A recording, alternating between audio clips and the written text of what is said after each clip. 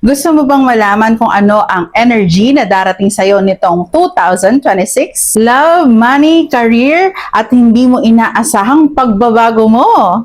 Pakinggan mo to at ito ang forecast mo this 2026 at narito ang mga rising signs. Aries rising, the year of reawakening. Sa unang quarter ng taon, mararamdaman mo na mas driven ka sa career.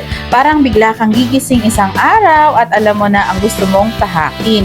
Ang pagbabago, disiplina. Ito yung taon na babaguhin mo yung daily habits mo. Sleep, work, ethic, health routine, para kang nireset ng universe. Sa pera naman, may growth pero through consistency. Hindi biglaan pero itong yung slow burn success pero sure ball.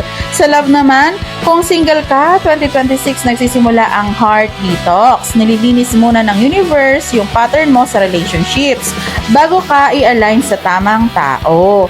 Kung may partner, mas magiging teamwork vibes kayo. Less drama, more plans, and sa health naman, matututo ka mag-prioritize.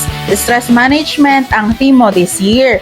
Aries rising motto in 2026, I build, I rise, I win. Taurus rising, breakthrough year ang 2026. Alam mo ba, gigising ang soul mo at sasabihin na, tama na, gusto ko na ng bago. Ito ang taon ng malalaking pagbabago sa identity, image, at personal goals. Yung mga bagay na dati mong hinayaan lang, bigla mong haharapin para kang rebirth. Sa love naman, romantically, kung single ka, bigat ng energy ng soulmate window dito. Pero hindi love story na hilaw. Ito yung love na align sa self-worth mo. Kung nasa relationship ka naman, either mas lalalim ang connections or lalabas ang truth na kailangan nyong harapin.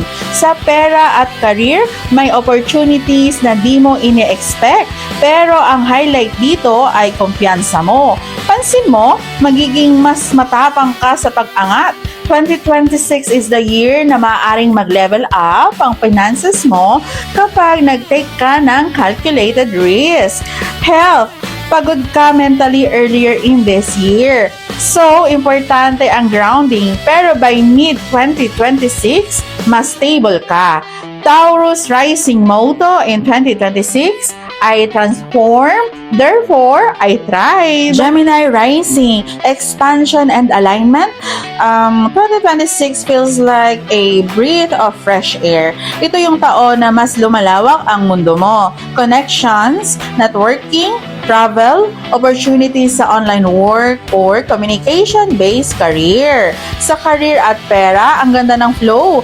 Yung mga skills mo, pagsasalita, pag-create, pag-connect, yan yung magiging lucky charm mo. This year, mas nagiging visible ka para kang magnet ng mga bagong tao at bagong doors. Sa love, may dalawang energy. Kung single, love through connections, either online, community-based, or someone na makikilala mo dahil sa social circles. Kung may partner ka naman, mas magiging teamwork, plans at communication ang focus nyo. Mas adulting ang relationship vibes. Sa personal growth, ito yung taon na mas nagiging malinaw ang direction mo. Hindi nakalat-kalat. Maging careful lang sa overthinking. Yan yung kalaban mo this year. Sa health naman, movement, air, and balance. Kapag hindi ka gumalaw, bumibigat ang isip mo. Kaya incorporate physical routine.